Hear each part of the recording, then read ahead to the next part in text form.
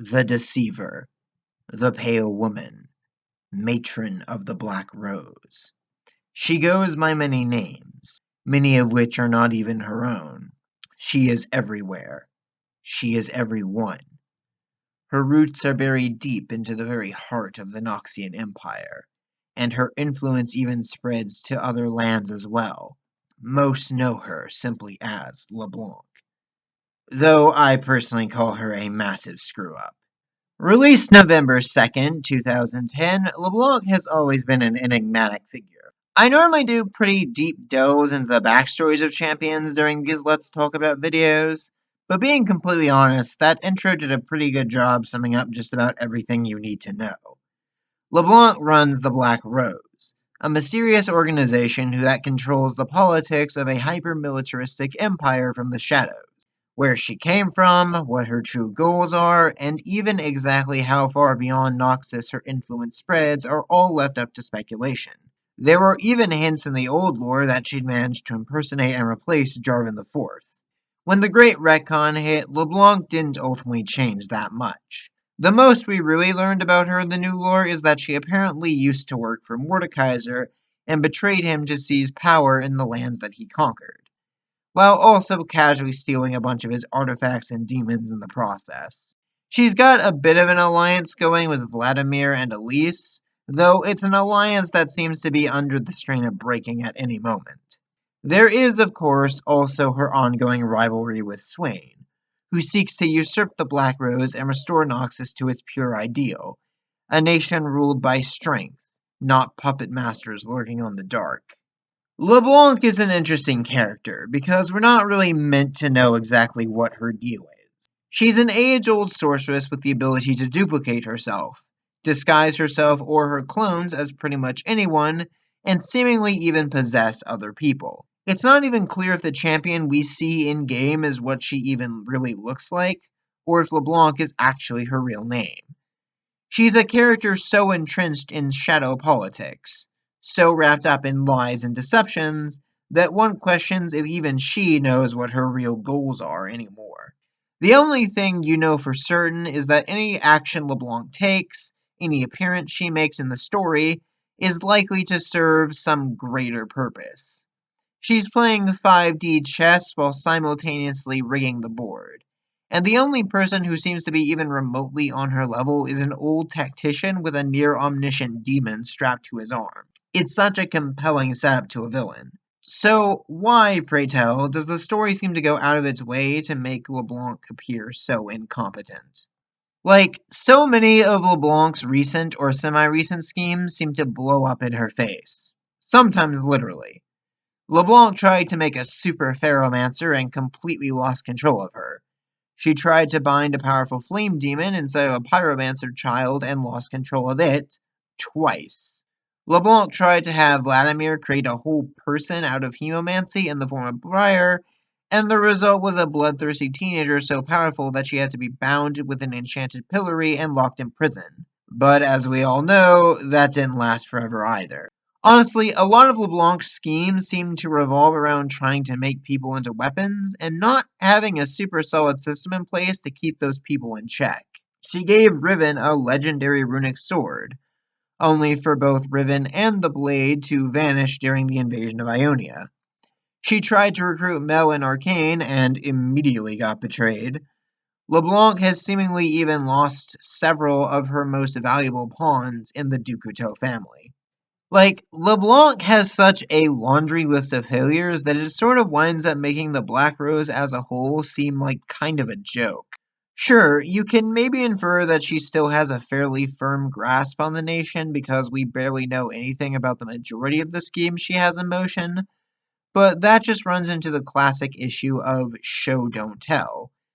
We are told that LeBlanc is a brilliant manipulator who rules Noxus from the shadows, but what we're shown is an arrogant sorceress constantly meddling with forces beyond her control and, sure enough, losing control of them. And the funny thing is, I feel like there's a fairly obvious solution to all of this. Just have most of these losses be Swain's fault. Rel finds out about her captive vegetable classmates. Maybe she was led to them by a raven instead of just stumbling into them. LeBlanc can't seem to track down Riven again after the invasion of Ionia failed.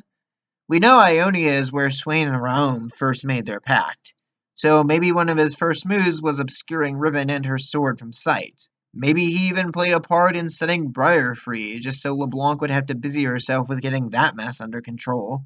Like, Riot does seem to want to imply that Swain currently has the upper hand in this conflict, so having him be the reason why so many of LeBlanc's schemes now seem to be backfiring recently just makes a lot of sense to me. Like, I'm not saying Swain has to be the sole cause for all of LeBlanc's failures and defeats, but at least a good chunk of the more recent ones. Of course, it would probably also benefit LeBlanc if Riot, allowed her to occasionally get one up on her enemies. Show a few more instances of the Black Rose actually succeeding instead of getting screwed over at every turn. Of course, it does seem like Riot is trying to build her up a bit in the aftermath of Arcane, which, on that note, let's take a moment to address LeBlanc's new design, shall we? I normally don't touch on this sort of thing too heavily outside of design discussion videos, but I think it's worth discussing here. LeBlanc is rocking a totally new appearance as of her VGU, and I have mixed feelings about it. Now, obviously, we do have to address the possibility that this is an in-universe appearance change, similar to Udyr. In fact, if any champion can get away with that sort of thing, it would be LeBlanc. Her whole thing is casting illusions to take many forms and identities, after all. So it wouldn't be a stretch to say that we've never actually seen her true face at all. Maybe we never will. The current form could very well be a switch-up from LeBlanc's previous iteration, or just another form altogether while the old one is still running around somewhere.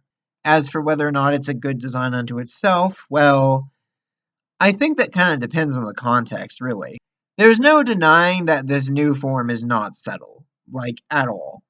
Granted, LeBlanc has always kind of just been the evil, sexy sorceress archetype found in so much fantasy media, and her OG appearance even rocks that infamous style of bodysuit bikini hybrid that looks like an absolute nightmare to feasibly get on and off. Putting the outfit aside, though, I do appreciate that old LeBlanc looks decidedly more mundane, particularly in the Legends of Runeterra incarnation. There, especially, you might not guess that she's actually a super skilled and powerful mage hiding in plain view. Her new design, though? Between the unnatural color of her eyes, the cape made of mirror shards, and the freaking rose crystal staff, it's not hard at all to see that she's a spellcaster of some kind. Granted, the staff was also part of her old design as well, so I can understand just wanting to bring it over an archonic visual. As for the purpose it serves, though, I don't know. I feel like there's a lot of lenses through which you could view this. Like, if this is just how LeBlanc appears to her followers, the people that know that she's the Pale Woman and Matron of the Black Rose, then yeah, it would make sense to present as this seductive yet menacing spellcaster as a means of commanding both fear and respect from her subjects. If this is meant to be how LeBlanc portrays herself in public or on the council, though, it might be a bit much. But again, creating a character design for someone who functionally doesn't have a true form is a tricky venture to begin with. So it really is just a matter of finding the right blend of mundane and fantastical. Whether or not the new design manages that, I'll let you be the judge. So what do you all think? Do you believe LeBlanc actually fulfills the power fantasy she's meant to embody, or do her actions and design actively work against her? Leave your thoughts and comments down below, and until next time, stay bright.